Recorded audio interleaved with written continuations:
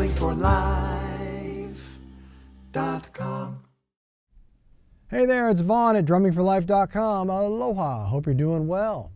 So today I want to give you a little exercise to help you develop your ideas and your vocabulary for soloing when you're playing jazz. And I don't know if you're like me, but when I was younger, I was kind of like deer in the headlights when it came to drum solo time. It'd be trading 4s or 8s or taking a chorus solo. I'd be like, what do I do? And it's a lot easier than you think. We're kind of trained as drummers to do patterns, and we have to play this fill and this lick and things like that. But in the world of jazz, it doesn't work that way. It's really a conversation from beginning to the end of a song. And I'm just going to share with you 4 measures of a really great piano solo. And what we're going to do is take that 4 measures and we're going to put it on the snare drum with brushes, the snare drum with sticks, and then onto the drum set with brushes and with sticks. It's kind of orchestrated on the drum set. And I'm going to show you how to do that so that you can come up with your own ideas and how to do that, okay? Now, the video I'm going to be using is kind of a video thing that I'm using. It's one of my practice videos from my Brushes Mastery course. And the musicians are really awesome. Dr. Philip Strange on piano and Tetsuro Aratama on bass. And what we're going to do is just take just 4 measures of his solo. It's from one of the songs that they recorded for me. That's called Belmont Avenue, which is a kind of an arranged version of If I Were a Bell, a really famous jazz standard. If you haven't already, please consider subscribing to the channel, and if you don't mind also, swish that like button and leave a comment. I'd love to connect with you, and I do respond to all of my comments. So let's go ahead and listen to that 4 measures, and I'm going to show you what to do.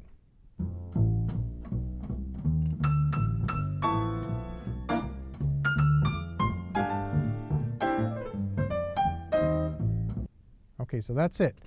That's the 4 measures. That's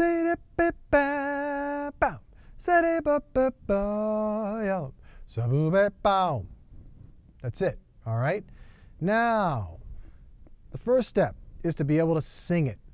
So what you need to do is listen to the solo and really try to sing it pitch for pitch. It doesn't have to be perfect, but definitely nail that rhythm. Nail the inflection of it. Say da ba ba ba da ba ba ba yo sabu be bow. All right, that's the first step. If you can sing it, and you can sing it like that, and you're swinging it, and it feels really good, it's going to be no problem to put it on the drum set. All right. What we're doing now is we're learning language, just like when we were kids and we imitated the people around us and the sounds they made and the context we understood they're making these sounds in. And we go, oh, okay, I can figure that out. That's why they say this, they make that sound in this place and they don't make the sound over here. Well, this is the same thing. We're learning that with jazz. So we're learning the sound and we're learning the context. This is how we connect our solos to the music, and this is how we come up with great ideas during our solos, all right? So, now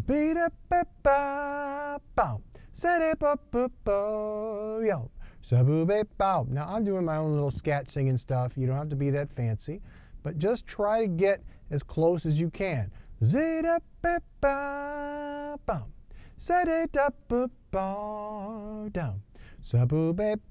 Okay? I'll go a little slower. I want to dum.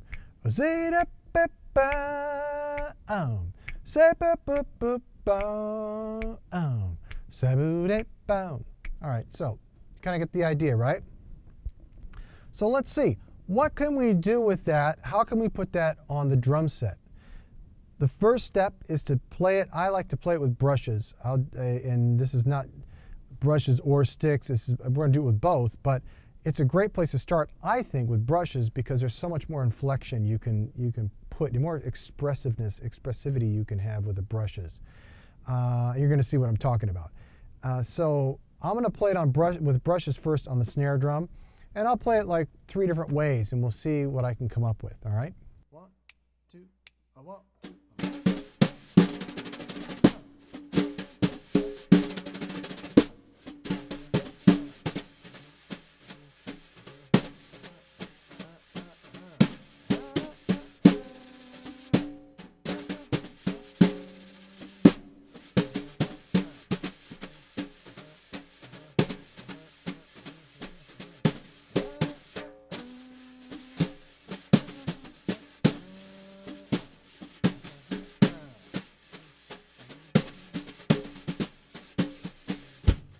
one of the things I hope you could hear me doing was imitating the long and short notes. So there are some notes that are, you know, and then there's a short note after.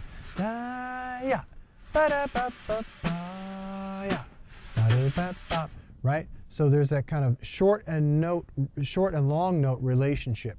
We want to make sure we nail that. It's not enough just to play just the rhythm. So check this out. Don't do this. 1, 2, I want to.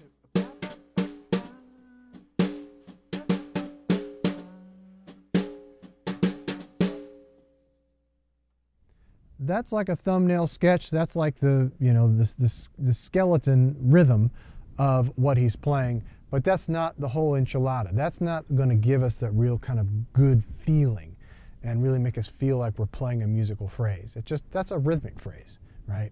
So I want to kind of get into the kind of real feeling, the real expressiveness of that solo.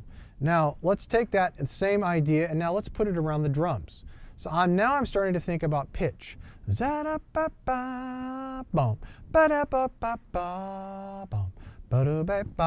why it's important for you to hear pitch, and for you, when you're singing these and learning these, to actually try to match the pitch as closely as you can too. At least get the difference between high and low. Just like we get the difference between short and long notes, get the difference between high and low. That's going to be important, all right? And that's getting into more of kind of melodic drumming. And that's a really exciting place to go. So let's do it with brushes now, and I'm going to play 3 more ways that might give you some ideas of how I would play it. And the idea of this exercise also is just to keep playing and keep coming up with ideas but always be true to that original phrase. All right? So check this out. 1, 2, I want to.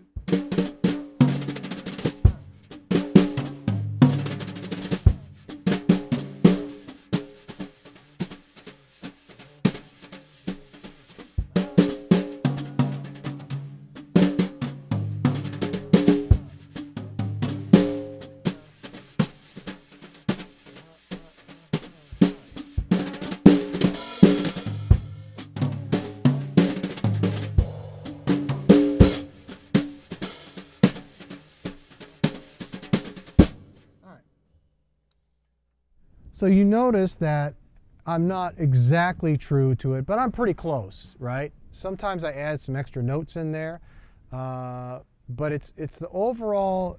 As you get better at it, you're going to be able to be true to that overall feeling, the overall shape of the solo, but you can also add a little bit of your own spice and a little seasoning in there.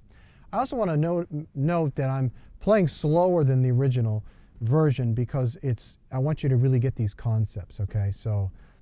Now let's try it with sticks, and I'll give you 3 ways with sticks, and just on the snare drum, starting with the snare drum first. 1, 2, I want to.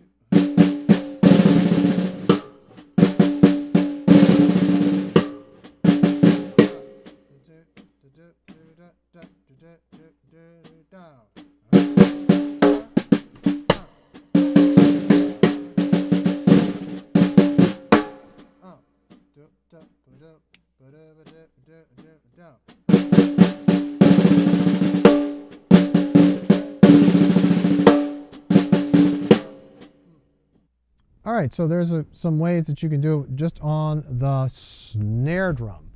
Now, let's take it and let's kind of operationalize it and put it on the drum set. 1, 2, 1.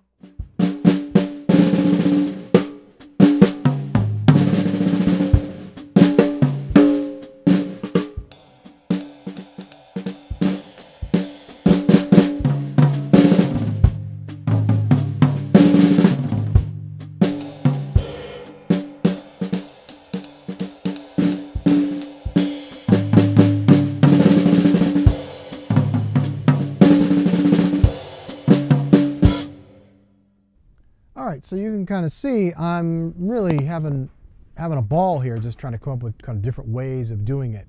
And again, just keep going, keep going, keep going, keep going, keep going.